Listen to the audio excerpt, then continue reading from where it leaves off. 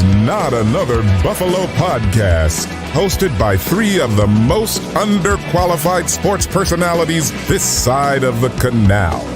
With John. All you people out there who are like, these idiots don't know anything. First of all, you're right. And second of all, Pat. I'm just a dad talking in a closet, but I'm just saying. And Brando. We have this trust built on whatever it is, like Bibles and gold bricks and whatever Brandon Bean's drinking over there.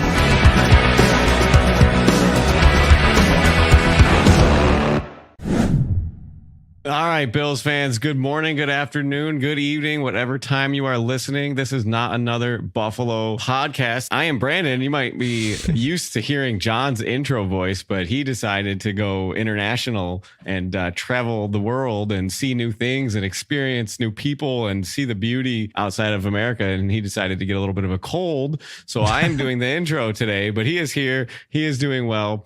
And I just want to let everybody know that this show is brought to you by Small City Realty. And if you're looking to buy, sell, or manage property in Western New York, contact Zachary Corzelius at Small City Real Estate. Zach is awesome. He's the best in the area, buying, selling, looking into property management, all here in Western New York. Give him a call. The number is 585-409-1088. Make sure you just give him a call. Check it out. You know, the real estate market's hot. It's always hot. It's in the summer. It's 90 degrees. You know, that means the real estate market's hot too. So give him a call. And John, I just want to know, man, how you doing? How you feeling? You hanging in there? Good. Yeah, it brought back some good Irish whiskey and a nice little cold to go That'll with help it. your throat. So, which the cold was easier to get through customs, and if you were wondering, but. Did they say anything to you? You got to declare alcohol? No, yeah. You know, you buy it at duty free is the best place to get it, because then you get it in the tamper-proof bag, and then if it's under a liter, you don't have to technically declare it, and yada yada yada. But it was even more stressful for us. I don't want to get into the whole story, but the moral of the story is never fly WestJet. Never again will I ever book a ticket with WestJet for anything. So that's some golden advice right there. If you only hear that out of this episode and you decide not to book a flight with WestJet, I promise you it'll be worth your while. That's fine. But yesterday was stressful to say the least. Is the airline, is stuff changing on you? Because I'm not gonna do this thing where I ask you about it and then tell you about my experience, but I'm actually gonna do that. I have never had an issue with planes ever in my entire life. Never been delayed, never had to switch, never been canceled on, never had an accident, never crashed, never had anything. So knock on wood. I was gonna say, hence you're here. Yeah. So I'm talking to my sister about this the day before my flight. I just got back as well. I went to Boston and Charlotte, and it's like never had an issue, knock on wood, and not knocked on the wall. And as I'm sitting there to go from Boston to Charlotte, they made us deplane. The pilot was like, there's a hydraulic issue and they fixed it, but I don't feel comfortable doing it because if the landing gear doesn't come down because the hydraulic's not working, then we're out of luck. So he's like, they gave me the green light, but we're going to have to switch planes. And they did it in an hour. So we got out, got a new plane, terminal right next door, got back on, left. And I was like, this is not bad. I was like, this is You're lucky. If you were flying WestJet or Alaskan Airlines, they would have said, we'll see you tomorrow. Find some accommodations on your own, and it's not our fault. No, thank you. So it is not ideal. I mean, you told the story last time. You had to drive home 6 hours. Yes, we've had bad luck recently. So yeah, there's that. But no, it was a great trip. Ireland is beautiful for anybody who wants to go. The driving is crazy, but it's so beautiful. So totally worth the trip. I went with my family and my significant other. So yeah, I'm probably gonna hit Scotland next year. We talked about this a little bit. The British Opens in Scotland. I gotta get my golf game up if we're gonna play at anywhere like St. Andrews or something like that, because you don't show up at a place like that if you know that you could lose 6 or 7 balls in a day. Which at St. Andrews you're not gonna lose balls probably, but it depends in the fescue, and the pop bunkers. You just pick it up and throw it in the ocean. But no, I know a friend of the show now. She's gone over there in Vietnam, but we talked about that. It's like a good meeting spot, and it's not a 19-hour flight for me, and it's beautiful, and it's the golf capital of the world, and there's an open major there next year, so that's in July of next year. So starting the piggy bank savings now. So right. Well, so you're gonna have to catch me. Oh my God, I'm sounding like Jerry Seinfeld here. Yeah. What's the deal with Gogurt? Where's it gotta go? No. My God, I gotta tell you. Sorry, I gotta tell you. I lived the Jerry Seinfeld rental car reservation skit. not me, but the guy in front of me. I'm returning the car. I was returning the car and they were out of cars and they're telling this guy that they're out of cars. And he's like, I made a reservation. And I'm like, oh, here we go. I can't believe it's happening. And I didn't want to tell him that I was returning a car so that there was a vehicle available. But they were like overcharging him and making him go somewhere else. But he's like, I made a reservation today, this morning. And he's like, the worker was like, well, we don't have any. And the guy was like, but it let me make the reservation. And he's like, well, it must have been an error. And he's like, but I made a reservation. And I'm like, oh, let's do it. Come on, do it. So they didn't get more into it, but it was hilarious. So. Yeah. It's Jerry when he's like, do you know what a reservation is? Because I don't think you do. I don't think you do. Because if you did, I would have a car. So right. That's hilarious. Funny. Can I say one thing about Boston really quick before we get into Bill's talk? Yeah. Because I hate Boston, right? I hate the Patriots. I really hate the Bruins. I don't really care about the Celtics. You know, it's whatever. They won an easy championship. You know, they played all these easy teams, whatever. So I went there, just got back. It was the coolest city ever I think I've been in. And I feel like I've been in maybe a dozen cities, which is not that many in the world. So the apartments were awesome. The Fenway Park might be the coolest park I've ever been to. I had to check that off. My quest of all the stadiums, Fenway is 19. He's number 19 for me. So nice. One more for the big 2-0, but people were awesome. The TPC Boston was a sweet course. The city was sweet. Everything about the city was awesome. And I was really upset because I'm like, this is not good because I hate Boston. I hate Boston. I went through Foxborough. I did not stop at the stadium. And then the guy I golfed with was like, you have to see the Hall of Fame. And I was like, I lived it, man. I don't need to see it. I was like, I'm just going to drive by. I don't care if I ever go. But it did not do well for me to hate on the Boston sports because I really liked the city. So I was conflicted in that sort of mentality is such a hater of the Bruins and the Patriots. And it was also really funny that pretty much, there was some Celtics gear, but it was all Red Sox. I know it's out of season for the Patriots, but there was nobody talking about New England Patriots in Boston. Yeah. Yeah. Well, I wouldn't either if I was in New England at this point, but no, crappy sports fans, but nice aquarium as how I sum up. I walked by the aquarium. I think I went there when I was like 10. It was really cool. They have a shark tank that you can look into. Anyway. Yeah. Oh, this is what I was going to ask you. To give a gauge to everyone out there of what cities you're comparing Boston to when you say it's the best city you've been to, what would you say is number 2 and 3 on that list of cities that you've been to? Just for comparison, because if you say like number 2 is like Akron, Ohio, I'm going to know that you haven't gone to enough cities. Cleveland's near the bottom. Detroit's cool, but it's not as clean. It's not as safe. Boston, I didn't see a lick of garbage. I felt safe the entire time. I rode a bike. They have e-bikes, dude. It's $10 for the whole day. Did the whole city, and I rode my bike back up the hotel, which was like in Revere. So it's not downtown. But I gotta tell you, the traffic, the roads, the tunnels, the bridges with like multiple levels, Paul Revere would be disgusted. He would have gotten lost on his horse. It's so tricky. It's so complicated, but I figured it out and I made it on a bike. But Miami was cool. I really like Miami. Toronto was really cool, except when I went for the World Cup of Hockey, the guy put his cigarette on my McDavid jersey when I was biking by him and it burned a hole in my McDavid jersey. So that was really that's not what you would expect from Canadian behavior. Are you sure that was a local? He had a Canadiens jersey on actually, so he's probably from Montreal, right? Gotcha. And Charlotte's cool, but probably Miami and Toronto are the top 3 that I've been to. Tampa's awesome too. I really love Tampa. I'd throw Tampa probably ahead of Toronto. Tampa's got that nice weather going.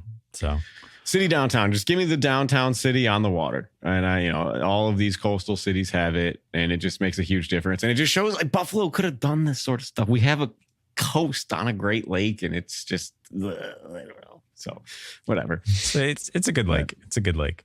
So I have been gone out of the country for a full week now.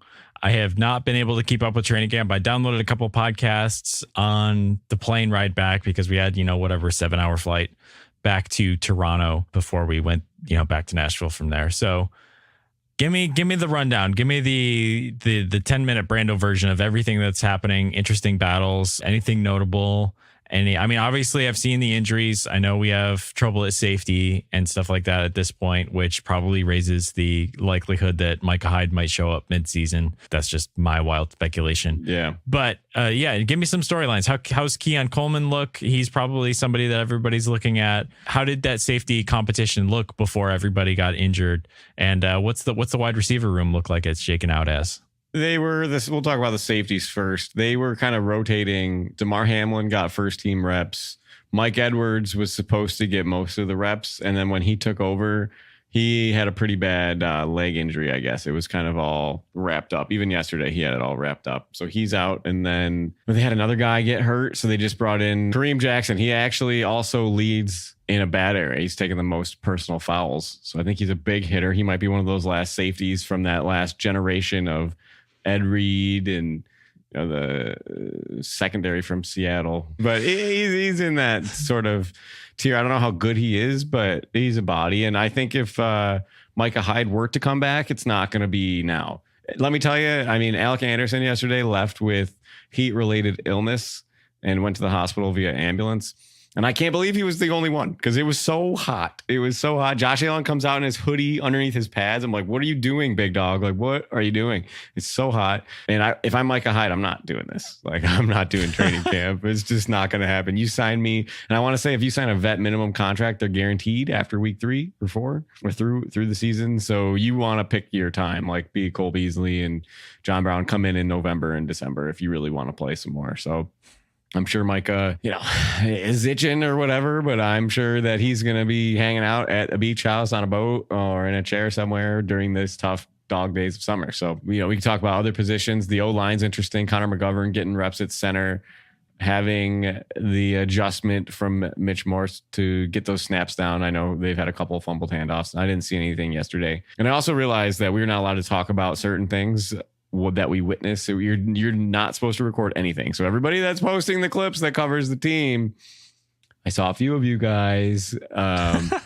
As a worker yesterday, I had to tell people to stop because you could be working for Bill Belichick, and we don't want that. So, but you see some might as well be if you're posting it on Twitter, right? Though, yeah. Well, Bill, I don't know if Bill Belichick actually could figure out Twitter, because didn't he call it like Twitter a snap face or something like that? Yeah, he's BSing us, man. He's got people scouring, looking for videos. But yesterday was third down day. I guess they did 3rd and 7s and longs, and they gave Von Miller a rest day the day before. And Von looked pretty good yesterday. The D line is interesting. AJ Epinesa is going to get all the opportunity in the world to play alongside that third DN line with Greg Rousseau and Von. And I'd be curious to see who steps up there. Ed Oliver looks good. He was really nice to talk to him for a while yesterday. Now, the other guy, he's my guy, got his helmet right there, is Kaiir Elam. I think he's going to be, he was the last player on the field yesterday. He signed every autograph that was in front of him. And when I say every autograph, I mean, it was like a line of 100 yards.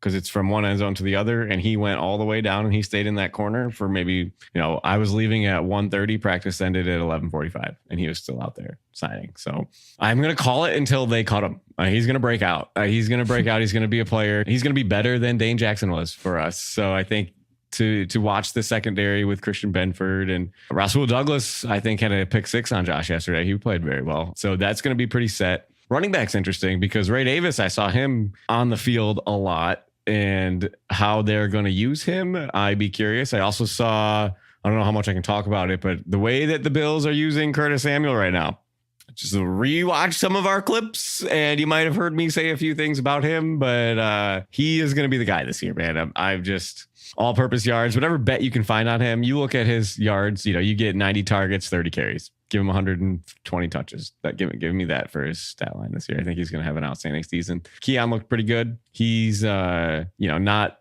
doing bad, I guess. I haven't seen a whole lot with him. I know Cole Bishop was playing pretty well. He was kind of stepping in, but he left with a bad arm injury yesterday, maybe the day before, all wrapped up. I did not see him there yesterday. Spencer Brown's got a tough matchup against Vaughn. And I was talking to Spencer Brown yesterday, and he's so big. I'm like, how you staying cool? I'm trying, man. I'm trying.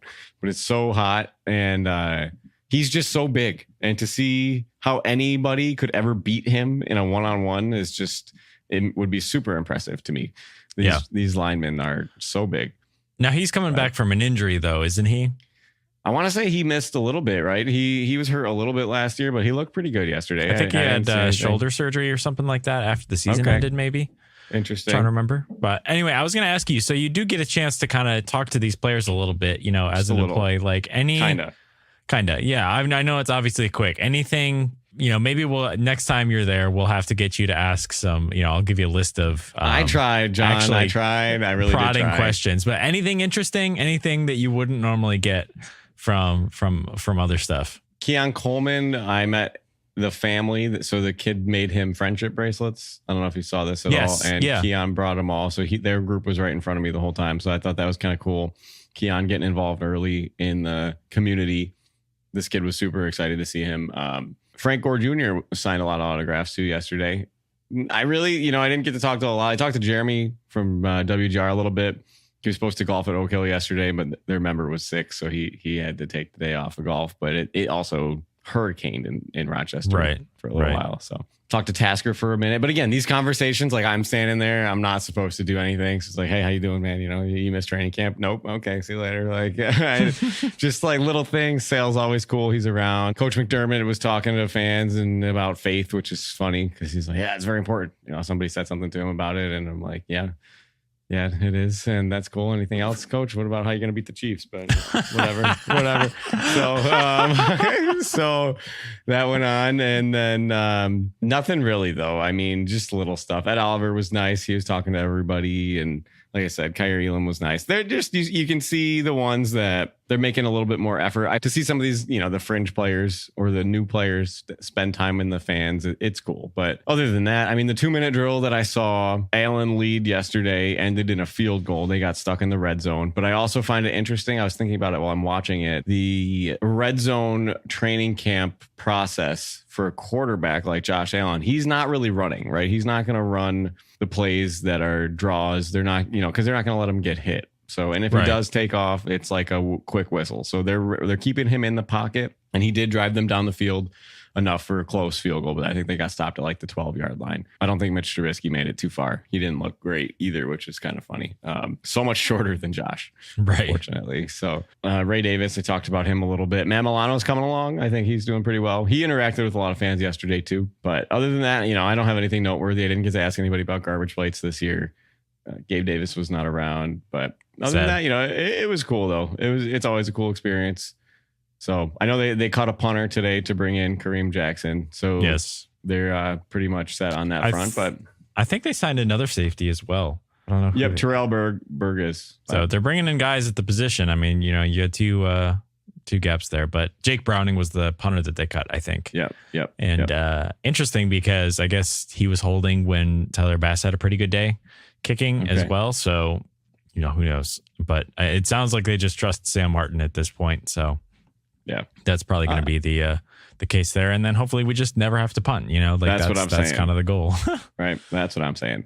So I want to get into a little bit about this wide receiver group. I want to talk to you about Keon Coleman a little bit. I got a bit of a game for you. It's called Guess the Prospect. We're going to be talking about Keon Coleman and this prospect in relation to Keon Coleman. Maybe Keon will be this, maybe he won't be this, but this receiver was the 177th pick in a draft. He had siblings that played in the NFL. His statistics as a draft prospect. Now, this is what I kind of find interesting. So we have Keon Coleman's size, right? What is he? Coleman is 6'3", 215 pounds, right? Now, this player that I'm measuring up against is 6'2" and 205 pounds. Close, right? Close. So now we're talking about 40 times. Coleman came in with a 4.61 40 time. This player X ran a 4.57 yard 40-yard dash. Now we're going to talk about the gauntlet. These two players, since they started measuring speed at miles per hour, Keon Coleman reached a speed of 20.3. And this other player also tied Coleman's time. So they have the same time during the gauntlet drill, and they both ran over a 4.5 40-yard dash. So that's kind of interesting. The interesting part about it is this player, both players recorded the fastest speed of their wide receiver groups of their draft class, even though their 40 times were bad. So they're very much close in their measurables, but this wide receiver took the league and dominated early on. So, John, do you know who this receiver is? Okay. Has siblings in the league. What era are we talking? Like, give me a decade. It's 2020s. Okay.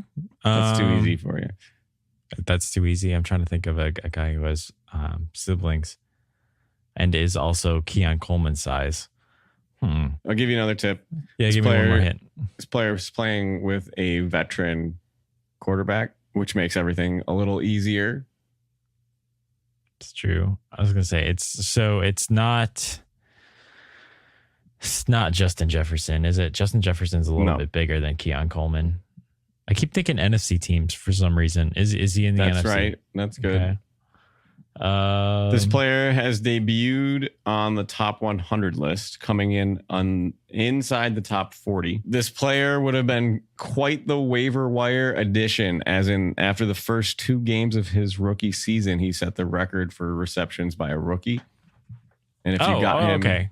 Is it? I was gonna say, is it Puka Nacua? Puka Nacua, ding, ding, ding. Right. Yes, it is.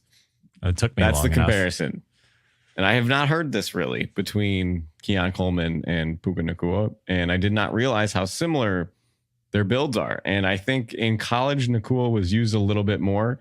From what I've read at Florida State, Coleman was used mostly as an X, as that outside guy. But Nacua has the ability to move inside, outside. But he plays with Cooper Kupp, so that helps him a lot, obviously. And Matt Stafford knows the defenses that can get Nacua open. So, but just from a build perspective, they're close. Their numbers are close. And if that's your ceiling, then I'm all in on Coleman, I think. I've rotated it around this year. I can't decide how hype I want to get on him because I'm so excited about Curtis Samuel and Dalton Kincaid. But to have this sleeper here, I think he could be a difference maker based on the reps he's been getting in training camp. He seems to be making good catches. He's had a couple of nice out route balls on him, brings it in, feet in, catches. So they're using him. How much he's going to get action wise is a good question. I think he's been on the field quite a bit. So he's going to be in that first 3 receivers in the sets between Samuel, Kaiir, and Coleman with Kincaid. And we'll see about Knox. You know, they're 12 personnel. But rumors, a lot of tight formations from Joe Brady this year is going to be the feel. So it is going to be like the anti Brian Dable offense, you know, less spread, a little bit more compact. That doesn't mean less passing, but that sets up with your play action a lot better as well. So that'll be interesting to see. But sorry again to everybody having to listen to me croak through this. But I guess before we wrap up here, I just want to ask you, you know, and I feel like we've talked about this before. This calls for wild speculation, but this wide receiver room, including the tight ends, up against last year's wide receiver room, who do you think is better? Last year's. I don't care. Elaborate. You're not getting better by taking away a 1,000-yard receiver. I don't care what anybody says. You're not. Okay. But think about the counterpoint. And again, I'm not like committing to this point, but look at the wide receiver 2 through 6. We've got Dalton Kincaid, 1 year older, second more experienced. Khalil Shakir, 1 year older, more experienced. Gabe Davis really didn't contribute in the ways that we wanted him to last year. But yeah, I don't know.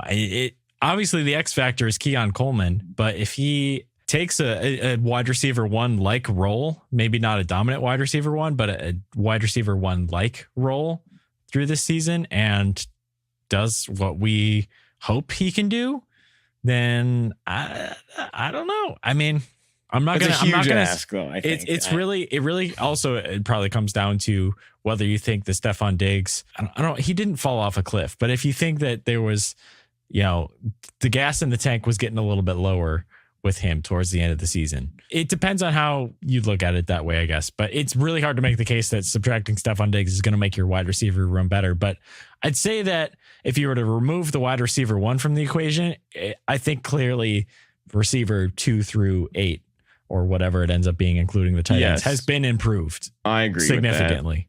And I circle back to what Greg Cosell said on One Bills Live, maybe right when the trade happened, that replacing we've been milking this quote for a while. Replacing Diggs with Curtis Samuel is exactly the same. And I was like, what are you talking about? I don't know. I think that having a guy like him makes everybody better.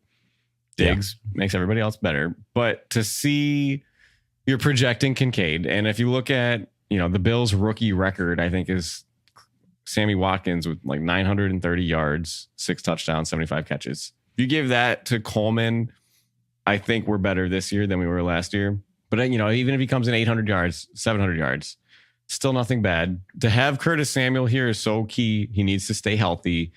But you don't know about Kincaid and you don't know about Khalil Shakir. How are they going to elevate their game? I'm really curious to see. There's so much to know that we don't know yet. What are first and second downs going to look like? Are you going to run 12 personnel with 2 wide receivers on the field and bring a third one in on third down? Or, who's going to get the snaps? So if we're going to project, it's tough. A new coordinator, new roster. Kincaid gets a bump. Shakir gets a bump. And Samuel will probably get a little bit of a bump. So where does that leave everybody else? And if we're, we got a tough schedule. We got a really tough schedule. That first place schedule this year compared to like the Jets schedule this year, our games added, it's like Detroit, Kansas City, and 49ers compared to like the Bears, the Vikings, and I don't even know whoever else the Jets play. So that'll be a big difference of defenses that we face. So it's a good question. It could be better. I'm not going to just hammer it. No, I'm not going to give you a hot take to say one side or the other, but there's potential. So with all of that being said, we have the return of the red, white, and blue training camp to Buffalo on Friday this week. Maybe the day this comes out, we'll see. So if you're going to that, have a good time. If you see me, say hello. I will be there. And then the following week, we get the Bears, who are playing in the Hall of Fame game. And Caleb Williams is not making his debut in the Hall of Fame game. So he should be making his debut in Buffalo. I would assume there will be some Bears fans in Buffalo to see that, which would be interesting. Gives a little bit of a hype around the game. And then it's the Panthers or the Steelers, I think, maybe both of them preseason. And then we're here. So in the meantime, keep watching, keep listening to us. You can find us on all of the social medias, Twitter, Instagram, TikTok, Threads, all that stuff. And you let us know what you think about this team, about our conversations. So until next time, hopefully see you guys at the red, white, and blue training camp on Friday. And until then, go Bills. Go Bills.